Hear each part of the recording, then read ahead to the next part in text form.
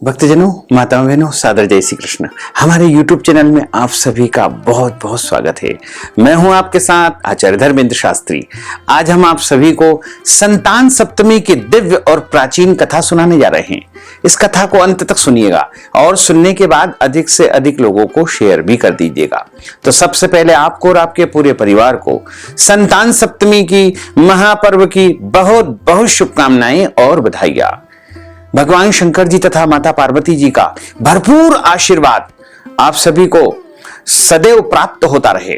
आप सभी सुखी रहें, स्वस्थ रहें, व्यस्त रहें और मस्त रहें। भाद्रपद मास के शुक्ल पक्ष की सप्तमी तिथि के दिन संतान सप्तमी का व्रत किया जाता है।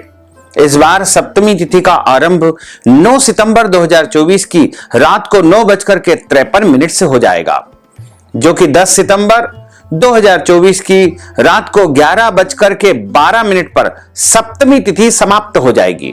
अतः सूर्योदय व्यापिनी और मध्याह्न व्यापिनी जो सप्तमी तिथि रहेगी वो 10 सितंबर 2024 मंगलवार के दिन ही रहेगी।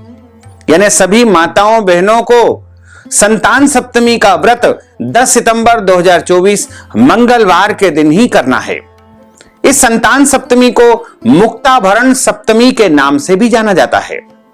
यह व्रत विशेष रूप से संतान प्राप्ति के लिए, संतान की रक्षा के लिए तथा संतान की उन्नति के लिए किया जाता है। इस व्रत में भगवान शंकर जी एवं माता गौरी पार्वती का विशेष पूजन अर्चन किया जाता है। भाद्रपद माह के शुक्ल पक्ष की सप्तमी तिथि के दिन ही संतान सप्तमी का व्रत तथा पूजन अर्चन किया जाता है। इस दिन माताओं के द्वारा अपनी संतान के लिए यह व्रत तथा पूजन अर्चन किया जाता है। प्रातः काल स्नान और नित्य कर्म से निवृत्त होकर के स्वच्छ वस्त्र माताओं को पहनना चाहिए। इसके बाद प्रातः काल में भगवान विष्णु और भगवान शिव की पूजा अर्चना करनी चाहिए और सप्तमी व्रत का संकल्प धारण करना चाहिए। संकल्प का अर्थ होता है प्रतिज्ञा करना या शपथ लेना, या मन ही मन कहे कि आज मैं संतान सप्तमी का व्रत करने जा रहा हूं या करने जा रही हूं। इस प्रकार आपका संतान सप्तमी व्रत का संकल्प आरंभ हो जाएगा और पूजन अर्चन करने के बाद संतान सप्तमी की कथा का श्रवण अवश्य करें। मध्याह्न काल में किसी विद्वान ब्राह्मण के मार्गदर्शन में भगवान शिव और माता पार्वती की धूप दीप फल फूल सुगंधित वस्तुओं से नैवेद्य से पूजन अर्चन करना चाहिए और भगवान शिव की आरती करना चाहिए। इस व्रत में एक समय फलाहार करके या निराहार रह करके व्रत धारण किया जाता है। कहीं कहीं पर मालपुए खाकर भी इस व्रत का पालन किया जाता है। मध्याह्न के समय आटा या हल्दी का चोक पूर करके चंदन अक्षत धूप दीप नैवेद्य सुपारी तथा नारियल आदि से भगवान शिव और माता पार्वती की पूजा करनी चाहिए तथा 7 गठानों का एक गंडा या धातु का कड़ा अभिमंत्रित करके पहनना चाहिए। सप्तमी तिथि के व्रत में नैवेद्य के रूप में खीर पूरी अथवा गुड़ के 7 मालपुए बनाए जाते हैं। संतान की रक्षा की कामना करते हुए भगवान भोलेनाथ को कलावा अर्पित किया जाता है तथा बाद में इसे स्वयं 7 गठान लगा करके धारण करना चाहिए। यदि आपके पास गंडा है तो उसको आप पहन लीजिए या फिर कड़ा है तो उसको आप पहन लीजिएगा तथा कथा का श्रवण करना चाहिए। संतान सप्तमी संतान की उन्नति तथा प्रगति के लिए बड़ा व्रत माना जाता है। वैसे तो प्रत्येक महिलाओं को इस व्रत को अवश्य करना चाहिए। यदि आपके यहां संतान है तो उनकी लंबी आयु और उन्नति तथा प्रगति के लिए इस व्रत को धारण करना चाहिए। और यदि संतान नहीं है तो संतान प्राप्ति की कामना से या अगले जन्म में अच्छी संतान प्राप्त हो, इस कामना के उद्देश्य से संतान सप्तमी का व्रत अवश्य करना चाहिए। अब हम आप सभी को संतान सप्तमी की व्रत कथा सुनाने जा रहे हैं। संतान सप्तमी व्रत की कथा से संबंधित एक पौराणिक कथा आती है। इस कथा के अनुसार एक बार भगवान श्री कृष्ण ने युधिष्ठिर को बताया कि किसी समय मथुरा में लोमस ऋषि का आगमन हुआ था और मेरे माता पिता देवकी जी तथा वसुदेव जी ने भक्ति पूर्वक उनकी सेवा की। तो ऋषि ने उन्हें कंस द्वारा मारे गए पुत्रों के शोक से उबरने के लिए उन्हें संतान सप्तमी व्रत करने को कहा। लोमस ऋषि ने उन्हें व्रत का पूजन विधान बता करके व्रत कथा बताते हुए कहते हैं कि नहुष नामक एक राजा अयोध्यापुरी में राज्य करते थे। वे बड़े ही सदाचारी, सत्यनिष्ठ तथा प्रतापी राजा थे। उनकी पत्नी का नाम चंद्रमुखी था। उनके राज्य में ही विष्णुदत्त नामक एक ब्राह्मण निवास करता था। उसकी पत्नी का नाम रूपवती था। रानी चंद्रमुखी तथा रूपवती में परस्पर घनिष्ठ प्रेम था। एक दिन वो दोनों सरयू नदी में स्नान करने गई। वहां अन्य स्त्रियां भी स्नान कर रही थी। उन स्त्रियों ने वहीं पर माता पार्वती, भगवान शिव की प्रतिमा बना करके विधिवत पूजन किया था। तब रानी चंद्रमुखी तथा रूपवती ने उन दोनों स्त्रियों ने पूजन का नाम तथा विधि पूछी। उन स्त्रियों में से एक स्त्री ने बताया कि यह व्रत संतान देने वाला है। इस व्रत के करने से निश्चय ही संतान की प्राप्ति होती है, संतान की उन्नति तथा प्रगति होती है। इस संतान सप्तमी व्रत की बात को सुनकर के उन दोनों सखियों ने भी जीवन पर्यंत संतान सप्तमी व्रत करने का संकल्प लिया और शिवजी के नाम का एक डोरा अपनी भुजा पर बांध लिया। किंतु घर पहुंचने पर वे संकल्प को भूल गई। फलतः मृत्यु के पश्चात रानी वानरी तथा ब्राह्मणी मुर्गी की योनि में पैदा हुई। कालांतर में दोनों पशु योनि को छोड़ करके पुनः मनुष्य योनि में आई और चंद्रमुखी मथुरा के राजा पृथ्वीनाथ की रानी बनी तथा रूपवती ने फिर एक ब्राह्मण के घर में जन्म लिया। इस जन्म में रानी का नाम ईश्वरी तथा ब्राह्मणी का नाम भूषणा था। भूषणा का विवाह राजपुरोहित अग्निमुखी के साथ हुआ। इस जन्म में भी उन दोनों ने बड़ा परस्पर प्रेम था।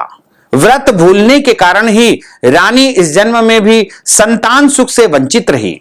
भूषणा ने व्रत को याद रखा था, इसलिए उसके गर्भ से सुंदर तथा स्वस्थ 8 पुत्रों ने जन्म लिया। रानी ईश्वरी के पुत्र शोक की संवेदना के लिए एक दिन भूषणा उसके घर मिलने गई। उसे देखते ही रानी के मन में ईर्ष्या पैदा हो गई और उसने उसके बच्चों को मारने का प्रयास किया, किंतु बालक न मर सके। उसने भूषणा को बुला करके सारी बात बताई और फिर क्षमा याचना करके उससे पूछा, किस कारण से तुम्हारे बच्चे नहीं मर पाए। भूषणा ने उसे पूर्व जन्म की बात स्मरण कराई और उसी के प्रभाव से आप मेरे पुत्रों को चाहकर भी न मरवा सकी। यह सब सुनकर के रानी ईश्वरी ने भी विधि पूर्वक संतान सुख देने वाला संतान सप्तमी का, मुक्ताभरण सप्तमी का व्रत रखा। तब व्रत के प्रभाव से रानी पुनः गर्भवती हो गई और एक सुंदर बालक को जन्म दिया। उसी समय से पुत्र प्राप्ति और संतान की रक्षा के लिए संतान सप्तमी का व्रत सभी को करना चाहिए। इस व्रत को जो कोई भी माताएं, बहनें, महिलाएं करती है, उन्हें संतान की प्राप्ति होती है और संतान की उन्नति तथा प्रगति होती है। इसलिए अनिवार्य रूप से सभी माताओं बहनों को संतान सप्तमी का व्रत अवश्य करना चाहिए। इस व्रत में वैसे तो शुद्ध और सात्विक भोजन करना चाहिए, लेकिन विशेष रूप से इस व्रत में 21 मालपुए बनाए जाते हैं। इनमें 7 मालपुए भगवान को अर्पण किए जाते हैं और 7 मालपुए ब्राह्मण को दान दिए जाते हैं तथा 7 मालपुए स्वयं व्रतधारी जब पारणा करते हैं शाम के समय, उस समय भोजन के रूप में ग्रहण करते हैं। यह व्रत एक समय भोजन का होता है, यानी इसमें आप दोपहर व्यतीत हो जाने के बाद तीसरे प्रहर में भोजन ग्रहण कर सकते हैं। लेकिन ध्यान रखें, शुद्ध और पवित्र भोजन करें। लहसुन, प्याज, मांस, मदिरा का उसमें बिल्कुल उपयोग न करें। दाल, चावल, रोटी, सब्जी सब कुछ आप उपयोग कर सकते हैं, कोई दोष नहीं लगेगा। लेकिन अनिवार्य रूप से मालपुए या खीर पूड़ी का भोजन आपको इस व्रत में उपयोग करना चाहिए।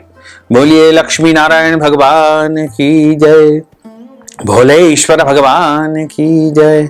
अच्युतम केशवम राम नारायणम कृष्ण दामोदरम वासुदेवम हरे, श्रीधरम माधवम गोपिका वल्लभम, श्री जानकी नायकम श्री रामचंद्रम भजे। जानकी मनोहरम सर्वलोक नायकम श्री शंकरादि सेवितम, पुण्य नाम कीर्तनम श्री राम राम राम राम राम नाम तायकम। रामा कृष्ण वासुदेवा भक्ति मुक्तिदायकम, रामा कृष्ण कृष्ण वासुदेवा भक्ति मुक्तिदायकम। हरे राम राम राम हरे हरे, हरे कृष्ण कृष्ण कृष्ण हरे हरे, श्री कृष्ण गोविंद हरे मुरारे, हे नाथ नारायण वासुदेवा, हे नाथ नारायण वासुदेवा, हे नाथ नारायण वासुदेवा।